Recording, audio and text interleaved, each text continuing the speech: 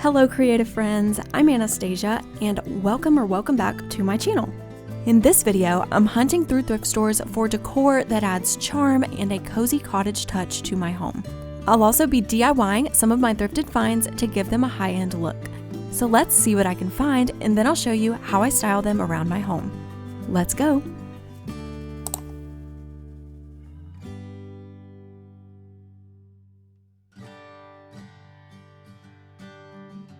First, I'm heading into America's thrift store. Ceramic pieces always catch my eye, and I liked the wavy detail at the top of this one. It was priced at $2.99. This is another little ceramic vase, but this one was pretty unique because of the shape and the off-centered hole where you put the flowers, and it was only $3.99. This ceramic bowl was $4.99, and it's actually an empty hearth and hand candle, but I thought this could be nice repurposed as a plant pot. I was actually a little bit tempted to get this ottoman because it was a pretty large size and it was priced at just $16.99, which to me it seems like a really great deal. Looking at it, it didn't feel like it was the right size for my living room, but I could definitely see this reupholstered in a nice fabric and looking really pretty in someone's living room. I was so impressed with the prices on all of the furniture here. This little side table was $12.99 and I wish it had a match, but I mostly find single side tables at the thrift store. This absolutely massive chifforobe really blew me away because it was only $34.99, which is just an insanely good price compared to how I'm used to seeing thrift stores really mark up on furniture. But aside from a few scratches, it was in good condition with lots of room on the inside, and I really just can't believe that amazing price.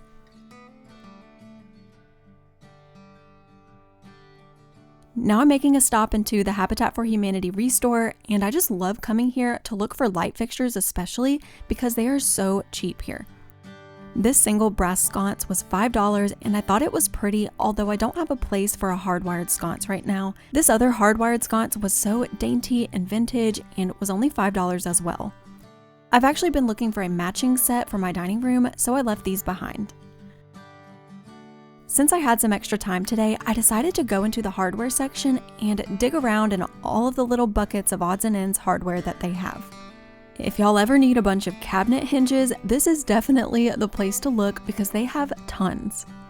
I also found lots of pretty vintage cabinet pulls in different finishes, and they were marked at $2 each, but I did buy a few and she actually rang them up for $1 each. I also liked these outlet covers that I found. They're just a step up from your usual plastic ones, and I will definitely have to come back when I need some of these.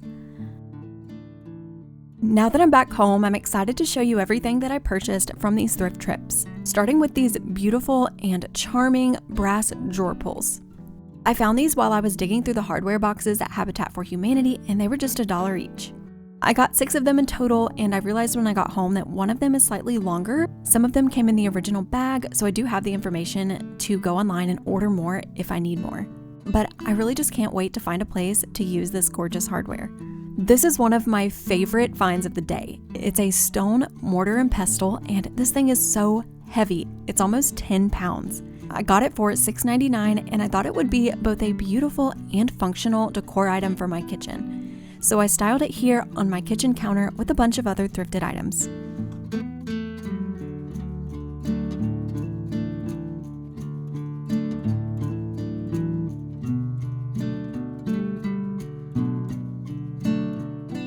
Now, I don't know if you guys count Facebook Marketplace as thrifting, but I do kind of consider it thrifting, maybe more like secondhand shopping. But I found this gorgeous pendant light on there for just $15, and I really wanted to show it to you. My favorite part is definitely this scalloped, ruffled edge that the glass has. I also love the tone of this brass. I couldn't find anything like this online, so I feel like I scored a really unique and beautiful piece for a really good price. This speckled ceramic vase caught my eye because I don't normally see pieces that look like this, and I thought that it had a lot of visual interest. It was $3.99, and the sticker on the bottom actually said Dollar Tree Distribution Center, so I guess this is from Dollar Tree, but I wouldn't have guessed it because it actually looks and feels pretty nice. I'm excited to share with y'all how I style this pretty speckly vase, but first I just wanted to quickly talk about this Synbiotic Plus supplement by Ritual that I've been taking as part of my daily routine. This is a 3-in-1 prebiotic, probiotic, and postbiotic that is designed to support gut health and a healthy, balanced gut microbiome. It's designed with 2 clinically studied probiotics to help with digestive discomforts like bloating and gas and to support healthy regularity. Gut health is so important, and daily disturbances of life that we all experience, like poor diet, stress, travel, and even certain medications, can cause our gut to go off kilter. That's why it's a priority for me to take a supplement like Symbiotic Plus every single day. I actually enjoy taking it too because it has a really lovely mint flavor.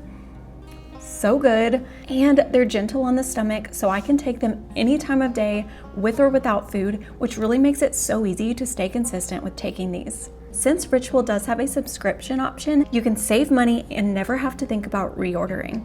And what I absolutely love about Ritual is that their products are third-party tested for quality, so I feel so good and safe about what I'm putting in my body. Their ingredients are also traceable, so you can actually go on their website and see where each ingredient is sourced from, which provides so much peace of mind. So if you want to try them out, you can get 25% off your first order from Ritual using my link in the description, or you can simply scan the QR code on the screen. Thank you so much to Ritual for partnering with me on this video. Now let's go ahead and style this cute little vase.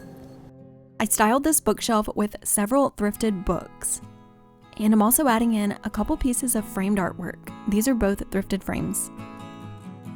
Since the weather is starting to warm up, my trees are starting to bloom, so I went outside and cut a few of these rusty pink colored blooms off of my silver maple trees, and I'm putting those in some water along with some faux greenery, as well as some clay beads that I DIY'd.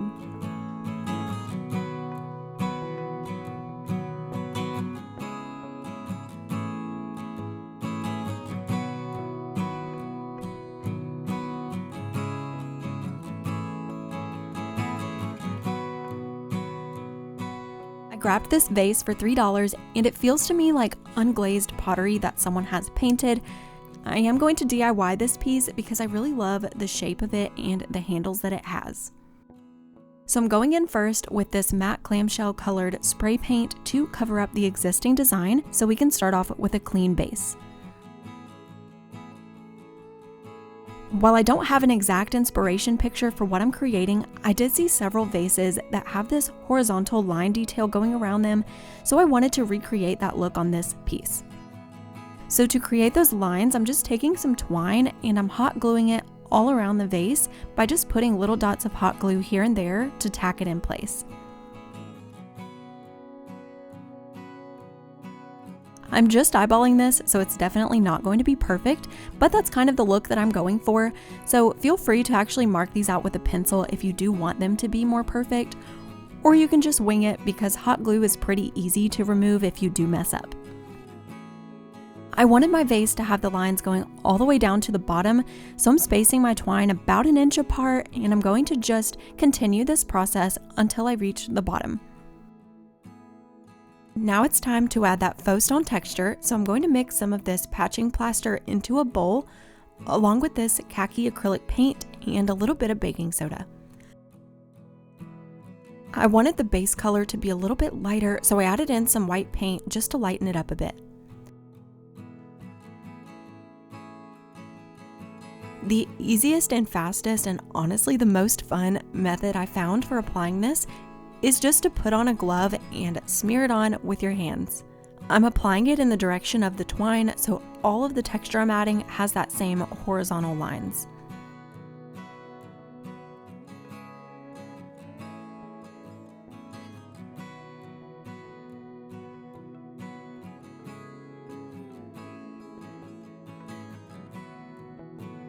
This is after one coat of the plaster,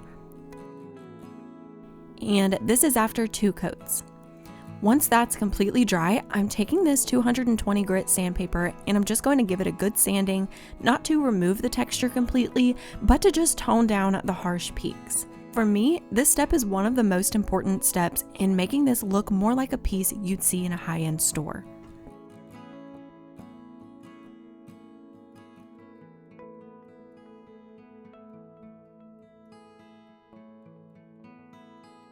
To add in some color, I'm mixing the white, khaki, and bark brown paints, and I'm applying that with a damp paper towel.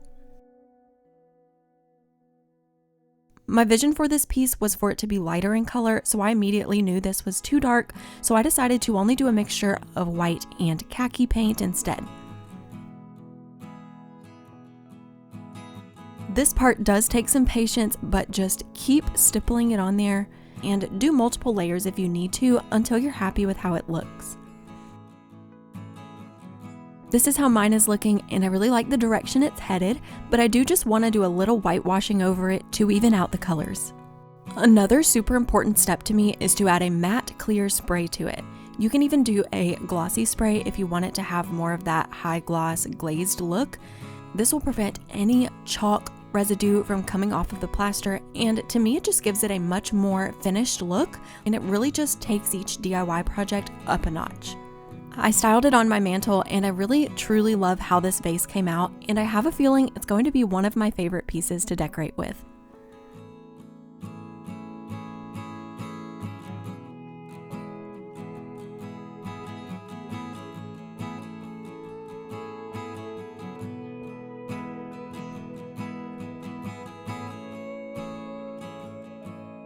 I also grabbed a couple of books, starting with this one, which ended up being a linen material in a beautiful plum wine color with gold lettering. I believe it was $1 or $2. I also grabbed this one called 2x4 Furniture, and it's a chocolatey brown with gold letters, which I love, and it was also $2. I definitely judge books by their covers when I'm shopping for decorative books, but I do make sure the title doesn't say anything crazy, and I try to find books that are at least about something home decor or furniture related if I can. This book had one of the most unique paper covers I've ever seen, and I also really loved the linen rust brown color of the book itself with gold scripted letters. This one was half off, so I got it for $1.50. I got this ceramic bowl that's got some texture design on it, and it's in a nice taupey gray color, and I thought this could work nicely with one of my plants in it, or even with some faux stems and florals in it. It was half off, so I paid $1.50. I found these two frames, and one was marked at $1.99 and the other at 99 cents, so the cashier gave them to me for 99 cents each since they're exactly the same. And they actually match these two frames that I already had that I did a Studio McGee dupe of in a previous video, so I'll share those DIY clips here so you can see how I recreated these art prints for free. This set of two framed art pieces from Studio McGee are my inspiration, and these retailed for $65, but they currently aren't being sold anymore.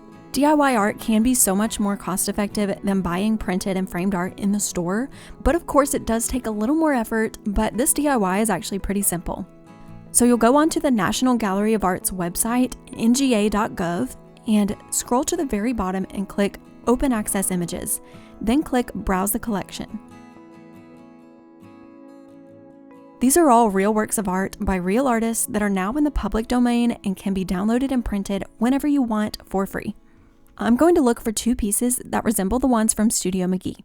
Because there are literally thousands of art pieces in here, I'm going to use some filters to get me closer to what I'm looking for. So I used some keywords like coastline, landscape, boat, and I also filtered it by drawings and sketches. After some scrolling, I found Lake Shore and House and Boat at the Shore. I'll link both of these in the description in case you want these as well. So I'm going to click download on each of those, and now I'm going to canva.com and opening up a document that's 8.5 by 11, so regular paper size, because I'll be printing this out on my home computer. I uploaded my art into Canva, so I put them each on a page. And because these have a heavy yellow beige tint and the Studio McGee ones are more black and white, I'm going to use the filters until I can get it as close to looking like the Studio McGee ones as I can. I tried out several filters and finally landed on the ink filter on full intensity. So I then exported those back to my computer, and I played around with the printer settings until it fit the page with a thick matted border. I did do a few practice prints on a regular piece of paper before I print these out on cardstock paper.